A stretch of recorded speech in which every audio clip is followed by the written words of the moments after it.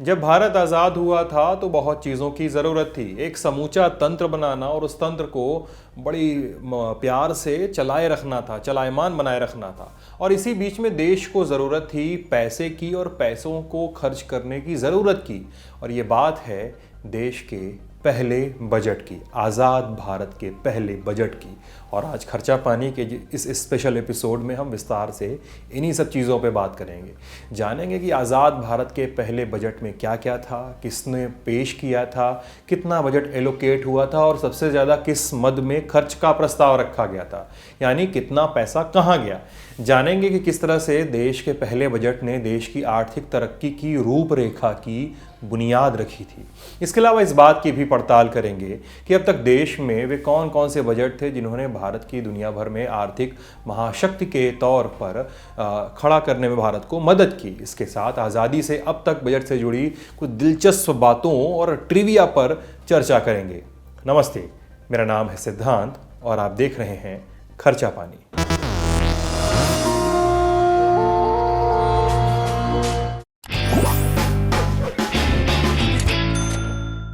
हमारे यहाँ बजट पेश करने की परंपरा ब्रिटिश काल में शुरू हो गई थी। पहली बार 18 फरवरी 1860 को ईस्ट इंडिया कंपनी के स्कॉटिश अर्थशास्त्री और राजनेता जेम्स विल्सन के द्वारा पहली बार क्वीन विक्टोरिया के समक्ष भारत का पहला बजट पेश किया गया था। अंग्रेज़ों ने भारतीय संसद में बजट पेश करने का समय भी अपने देश की संसद के अनुसार ही तय किया था। जब लंदन में दिन के 11 बजते हैं उस समय भारत में शाम के 5 बज रहे होते हैं। इसलिए ब्रिटिश सरकार अपनी संसद में अपने सांसदों को 11 बजे भारत का बजट सुनाने के लिए भारत की संसद में वही बजट शाम को 5 बजे पेश किया करती थी। देश आज़ाद हो गया और देश आज़ाद होने के बाद भी कई दशकों तक शाम के 5 बजे ही लोकसभा में बजट पेश किया जाता रहा। लेकिन अटल बिहारी वाजपेयी की सरकार के दौरान तत्कालीन वित्त मंत्री यशवंत सिन्हा ने बजट की जो टाइमिंग थी, उसको पेश करने की जो टाइमिंग थी, उसमें बदलाव किया और देश के इतिहास में पहली बार 1999 में शाम के 5 बजे के बजाय दिन में बजट पेश किया गया और तब से लेकर इसी परंपरा का पालन किया जा रहा है। अब ये तो हो गई पहले की बात। अब बात करते हैं आज़ाद भारत के बजट की। तारीख याद कर लीजिए, 26 नवंबर 1947। इस दिन आज़ाद हिंदुस्तान का पहला बजट पेश किया जाना था। यह जिम्मेदारी मिली रामास्वामी कंडास्वामी षणमुखम चेट्टी को, छोटे में कहें तो आरके षणमुखम चेट्टी, आज़ाद भारत के पहले वित्त मंत्री। चेट्टी नेता होने के साथ साथ वकील और अर्थशास्त्री भी थे। भारत के वित्त मंत्री का पदभार संभालने से पहले चेट्टी 1933 से 1935 तक भारत के केंद्रीय विधानसभा में अध्यक्ष थे। 1935 से 1941 तक षणमुखम चेट्टी भारत में कोच्चि राज्य के दीवान भी थे। उन्होंने 1947 से 48 तक भारत के वित्त मंत्री के तौर पर सेवाएं दी थी। जब बजट पेश किया जाना था उस समय देश के प्रधानमंत्री जवाहरलाल नेहरू थे और कहा जाता है कि नेहरू और षणमुखम चेट्टी की आपस में नहीं बनती थी, क्योंकि आज़ादी के बाद एक इनकम टैक्स जांच कमीशन का गठन किया गया। इस आयोग का काम था कि धनपतियों और कारोबारियों द्वारा जो लंबे समय से इनकम टैक्स नहीं चुकाया गया है, जो एरिया बिल्डअप हो गया है, उसकी जांच करना। जस्टिस एस वरदाचर्यर इस आयोग की अध्यक्षता कर रहे थे और उन्होंने इस आयोग की अध्यक्षता का न्योता बस इसी शर्त पर स्वीकार किया था, क्योंकि नेहरू ने उन्हें कहा था कि इस आयोग की जांच में, इस आयोग की कार्य प्रणाली में किसी किस्म का कोई दखल नहीं होगा।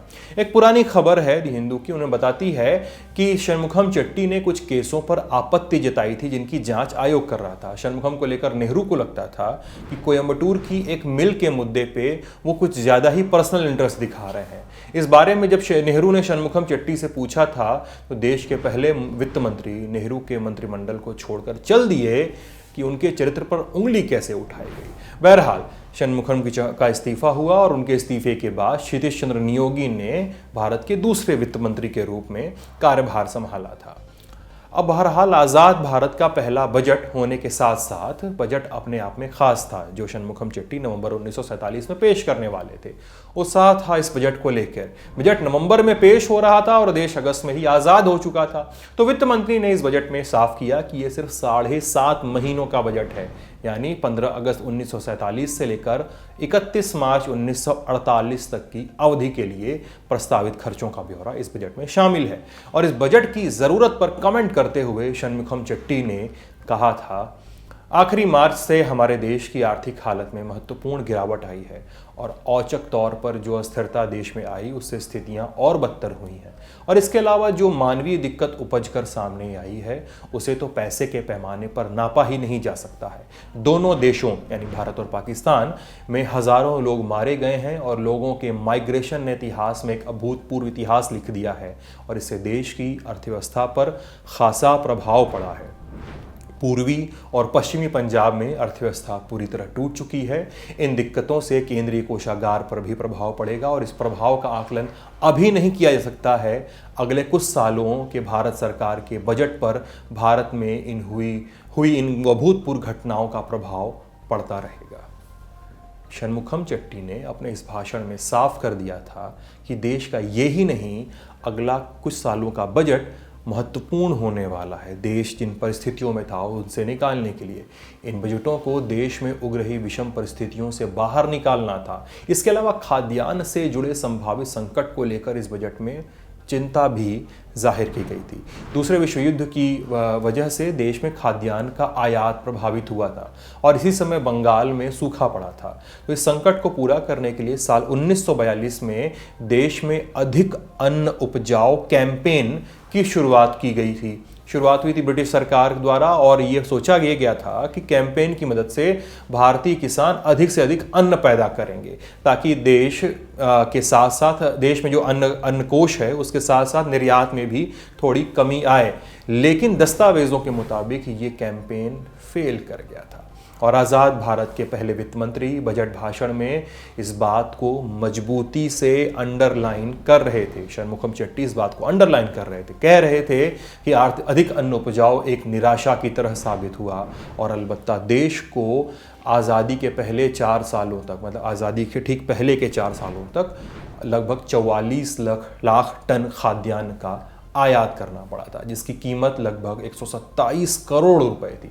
बजट भाषण में षणमुखम ने कहा था कि खाद्यान्नों के परिप्रेक्ष्य में बात करें तो सबसे ज़रूरी है भारत को आत्मनिर्भर बनाना, सेल्फ सफिशिएंट बनाना। अपने भाषण में षणमुखम ने मैन्युफैक्चरिंग सेक्टर को लेकर भी चिंताएं जाहिर की थीं कि स्टील से लेकर कपड़े तक सभी के प्रोडक्शन में कमी आई है।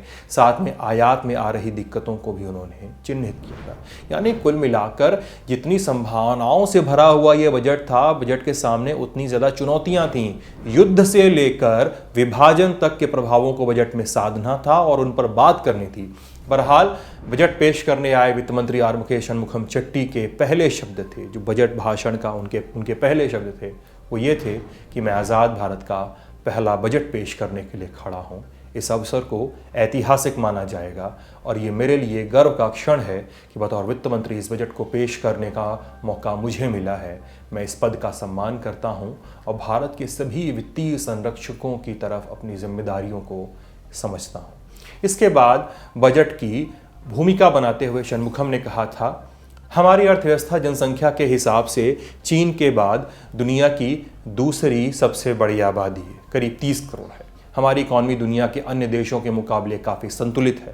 विभाजन के बावजूद हमारे व्यापक प्राकृतिक संसाधन और मजबूत वित्तीय स्थिति के बलबूते हम दीर्घगामी आर्थिक योजनाएं बनाने के लिए तैयार हैं, जिससे आम आदमी का जीवन स्तर ऊंचा उठ सके। साथ ही बजट पेश करते हुए षणमुखम ने साफ कर दिया था कि हाल ही में भारत से अलग हुए पाकिस्तान के लिए भी कुछ इंतज़ाम किया जाना था। विभाजन पर खास कमेंट करते हुए षणमुखम ने कहा था कि विभाजन ने देश की आर्थिक और सांस्कृतिक एकता पर गहरा असर डाला है। इससे सदियों तक आम लोगों की तरक्की पर असर पड़ने वाला है। देश के विभाजन का लंबी अवधि पर कितना असर पड़ेगा, इसका मूल्यांकन करने में अभी वक्त लगेगा। ये भविष्य के गर्त में है कि दुनिया की करीब 20% आबादी वाले भारत का भविष्य कैसा रहेगा। आर्थिक तौर पर भारत और पाकिस्तान के अपने फायदे नुकसान हैं। कुल मिलाकर ये कहा जा सकता है कि भारत औद्योगिक उत्पादन और खनिज संसाधनों के मामले में काफ़ी मजबूत है और पाकिस्तान कृषि संसाधनों के मामले में आगे है, खास तौर से खाने पीने की चीज़ों के मामले में। और फिर इस बजट में एक महत्वपूर्ण निर्णय लिया गया। निर्णय ये कि पाकिस्तान कुछ समय तक भारत की करेंसी का उपयोग कर सकता है, क्योंकि नए बने पाकिस्तान की अर्थव्यवस्था भी बहुत पक्की नहीं हो सकी थी और पाकिस्तान ने अपने नोट छापने शुरू नहीं किए थे। नोट छापना शुरू कर देता तो भारतीय करेंसी का इस्तेमाल बंद करना था। अपने बजट भाषण में शनमुखम ने अपना लक्ष्य साफ कर दिया था, कितना पैसा जुटाना है, कितना खर्च करना है। रेवेन्यू बनाम एक्सपेंडिचर, राजस्व बनाम व्यय। पहले राजस्व की कहानी जानते हैं कि कितना लक्ष्य रखा गया था। कस्टम से रेवेन्यू जुटाना था 50.5 करोड़, सेंट्रल एक्साइज ड्यूटी से रेवेन्यू लगभग 1.65 करोड़, कॉरपोरेशन टैक्स से आने वाला रेवेन्यू 22.08 करोड़, इनकम टैक्स से आने वाला रेवेन्यू 42.71 करोड़, नमक से आने वाला रेवेन्यू 50 लाख, अफीम से आने वाला पैसा 89 लाख और भिन्न भिन्न तरीके के ब्याज से आने वाला पैसा 66 लाख, सिविल एडमिनिस्ट्रेशन से आने वाला पैसा 2.26 करोड़, करेंसी और टकसाल से आने वाला पैसा 1.41 करोड़, नागरिक कार्यों से आने वाला पैसा 15 लाख, रेवेन्यू के अन्य स्रोतों से आने वाला पैसा 2.72 करोड़, पोस्टल और टेलीग्राफ से अंशदान 2.03 करोड़ और इसमें जो प्रांतों को इनकम टैक्स रेवेन्यू शेयर किया जाना था वो यानी इसको घटाया जाना था 30.05 करोड़। ये राशि जो रेवेन्यू से घटाई जानी थी उसको घटा दिया गया, तो कुल राजस्व का लक्ष्य रखा गया 172.80 करोड़। अब व्यय की बात करते हैं। सरकार खर्च का टारगेट क्या रख रही थी, खर्च के बारे में क्या सोच रही थी बजट में। कॉस्ट ऑफ कलेक्शन में 5.33 करोड़, यानी रेवेन्यू जुटाने में जो खर्च किया गया सरकार द्वारा वो खर्च था 5.33 करोड़। सिंचाई में 7 लाख, ऋण सर्विसेज में 20.52 करोड़, सिविल एडमिनिस्ट्रेशन में 20.24 करोड़ का खर्च, करेंसी और टकसाल में खर्च 1.2 करोड़ का, सिविल वर्क्स में 6.2 करोड़ का खर्च, पेंशन में 1.89 करोड़, शरणार्थियों पर 22 करोड़, आयातित खाद्यान्न पर सब्सिडी 22.52 करोड़ और अन्य व्यय 2.30 करोड़, प्रांतों को अनुदान 45 लाख, असाधारण शुल्क 1.92 करोड़, रक्षा सेवाओं पर कुल खर्च 92.74 करोड़, कुल व्यय 197.39 crore to be very precise, कुल घाटा 24.59 करोड़। बजट को देश की हालत यानी बंटवारे के बाद की स्थिति और शरणार्थियों की मदद के नजरिए से काफी व्यावहारिक माना गया था। तब देश के बाहर से अनाज का आयात कर रहा था देश। अपने बजट भाषण में वित्त मंत्री ने उम्मीद जाहिर की थी अगले 1-2 साल में देश उस स्थिति में आ जाएगा जब बजट में अनाज आयात के मद में खर्च कम हो जाएगा। ये तो पहले बजट की बात हो गई। अब चलते चलते अब थोड़ा ट्रिविया वाला खेल लेते हैं, मतलब कुछ बजटों की खास बातें। सबसे पहले भारत के तीसरे वित्त मंत्री सी.डी. देशमुख को बजट में कई ऐतिहासिक बदलाव करने का श्रेय दिया जाता है। 1951 से 57 तक वित्त मंत्रालय का कार्यभार संभालने वाले देशमुख के कार्यकाल में ही पहली बार बजट की कॉपी को अंग्रेजी भाषा के साथ साथ हिंदी में भी छापा गया था। इससे पहले बजट को सिर्फ अंग्रेजी में छापा जाता था। भारत का बजट संसद में प्रस्तुत करने वाली पहली महिला हैं इंदिरा गांधी। 1969 में तत्कालीन प्रधानमंत्री इंदिरा गांधी ने अपनी ही सरकार के उप प्रधानमंत्री और वित्त मंत्री मोरारजी देसाई से वित्त मंत्रालय का प्रभार वापस ले लिया था। इससे नाराज होकर मोरारजी ने इंदिरा मंत्रिमंडल से इस्तीफा दे दिया था। इस पर राजनीतिक हालात में जो राजनीतिक हालात चल रहे थे उसमें प्रधानमंत्री होने के साथ साथ ही वित्त मंत्रालय की भी जिम्मेदारी संभाल रही थी इंदिरा गांधी, तो उन्होंने 1970 में बजट पेश किया और इसी के साथ बजट पेश करने वाली वो पहली महिला बन गई। हालांकि प्रधानमंत्री रहते हुए संसद में बजट पेश करने का रिकॉर्ड उनसे पहले जवाहरलाल नेहरू 1958 में अपने नाम कर चुके थे। देश में सबसे ज्यादा बार बजट पेश करने का रिकॉर्ड मोरारजी देसाई के नाम है। जवाहरलाल नेहरू और इंदिरा गांधी की सरकार में वित्त मंत्रालय का दायित्व संभालने वाले देश के पूर्व प्रधानमंत्री और उप प्रधानमंत्री मोरारजी देसाई के नाम सबसे अधिक 10 बार बजट पेश करने का रिकॉर्ड दर्ज है। इनमें से 8 बार उन्होंने वार्षिक आम बजट पेश किया और 2 बार अंतरिम बजट पेश किया था। केसी नेगी भारत के ऐसे वित्त मंत्री थे जिन्होंने बजट पे ही नहीं पेश किया। वे केवल 35 दिन तक वित्त मंत्री रहे थे और नरेंद्र मोदी सरकार के पहले कार्यकाल में बजट पेश करने की तारीख में बड़ा बदलाव किया गया।